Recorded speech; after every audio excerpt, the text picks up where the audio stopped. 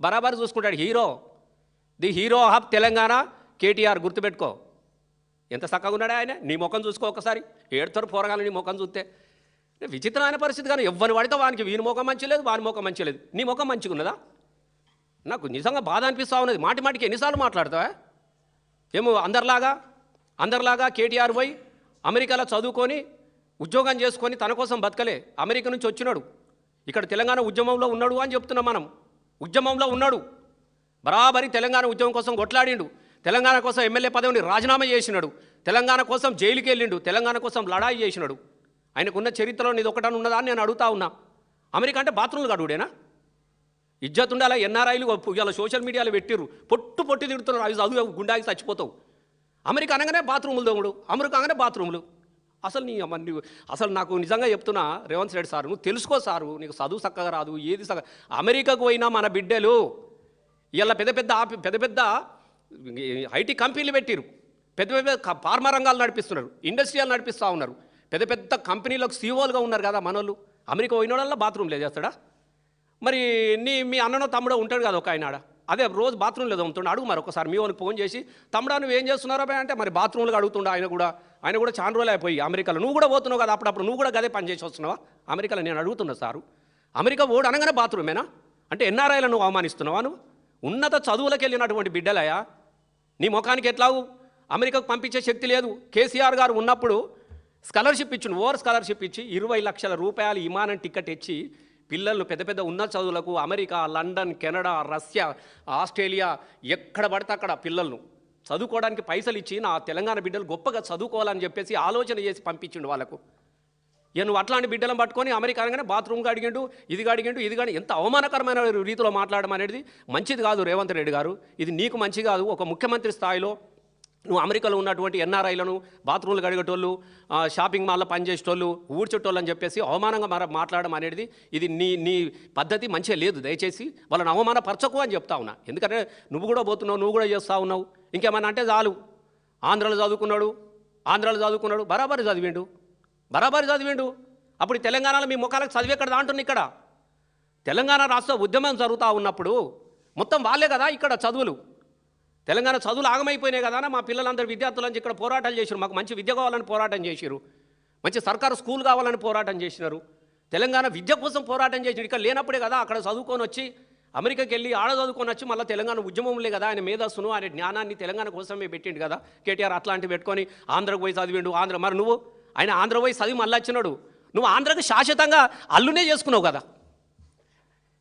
అదే నీ విచిత్రం కూడా చదివేత్తనే నీకు నొప్పి పెడితే మరి నీ అల్లుడేవాలే నాకు చెప్పు. ఇలా నీ భీమవరంకి నీది ఎక్కడ చెప్పు? నీ బిడ్డనే భీమవరంలోకి ఇచ్చినావు, నీ వియ్యాంకుడు భీమవరం, నీ సంబంధాలు భీమవరం, నీ వ్యాపారాలు అన్నీ ఆంధ్రలోతోనే కదా. అంతెందుకు నీ గురువు గడ్డం బాబు, ఆంధ్ర బాబు, నువ్వు అదే పార్టీలో పనిచేసినావు కదా, ఆంధ్రోళ్ళతో కలిసి పనిచేసినావు, ఆంధ్రోళ్ళ బూట్లు మోసినవు, ఆంధ్రోళ్ళకు సేవకునిగా పనిచేసినావు, ఆంధ్రోళ్ళ ముంగట బండ్ల మింగట ఉరికినవు. నువ్వు మాట్లాడవచ్చునా?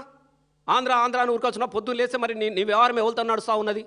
అది మాట్లాడడం పద్ధతి కాదు రేవంత్ రెడ్డి గారు, ముఖ్యమంత్రి గారు. మీరు ఇంత చిల్లరగా, ఇంత నీచంగా, ఇంత చిన్నగా మీరు ఆలోచించద్దు. మరి మొన్నెందుకు పోయినావు? మొన్న పోయినావు కదా. మొన్న పోయి ఎస్ఆర్ నగర్కి వెళ్ళి, ఎస్ఆర్ నగర్లో మొత్తం ఎలక్ట్రానిక్స్ ఫంక్షన్లో ఎన్టీ రామారావు విగ్రహం పెట్టేస్తా, నేను ఇది చూపిస్తాను. మరి వాళ్ళకి ఎందుకు ఇచ్చినావు? వాగ్దానాలు ఎందుకు ఇచ్చినావు? నీ అవసరానికి వాళ్ళ బూట్లు నాకుతావు ఆంధ్రోళ్ళై.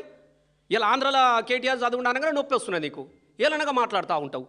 మరి ఇదే మాట జూబ్లీ హిల్స్లో ఎందుకు మాట్లాడాలి? ఆంధ్రలో ఓట్లద్దు, మాకు ఆంధ్రలతో ఇదే వద్దని చెప్పేసి ఎందుకు మాట్లాడాలి? నీ అవకాశం కోసం, నీ అవసరం కోసం ఇలా ఎన్ని చేయాలో అన్ని చేస్తూ ఉన్నా కదా నువ్వు మాట్లాడేది. మాట్లాడేటప్పుడు చూసుకోవాలి కదా. ఎంత విచిత్రమైన పరిస్థితి ఉంటే తెలంగాణకు నిజంగా చెప్తా ఉన్నా నేను. ఆ రోజు ఇద్దరు ఏం శాపం వచ్చింది. ఆనాడు తెల్లగడ్డం బాబు అడ్డం పడ్డాడు తెలంగాణ రాష్ట్రానికి.